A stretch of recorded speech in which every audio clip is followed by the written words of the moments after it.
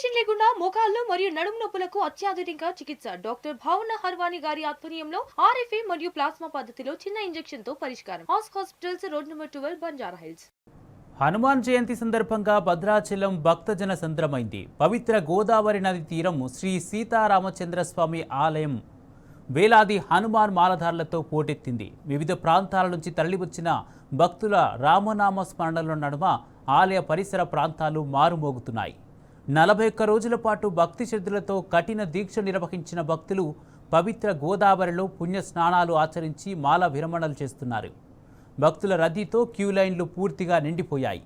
స్వామివారి దర్శనానికి 2 గంటల సమయం పడుతోంది.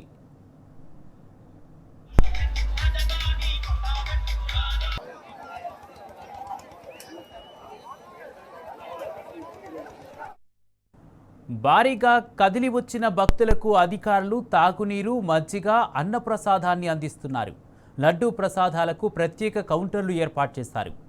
భక్తులకు ఎలాంటి ఇబ్బందులు కలగకుండా పోలీసు బందోబస్తు ఏర్పాటు చేశారు. గోదావరి తీరంలో ఆలయ పరిసరాల్లో ఎక్కడ చూసినా జై శ్రీరామ్, జై హనుమాన్ నామస్మరణతో మారుమోగుతోంది.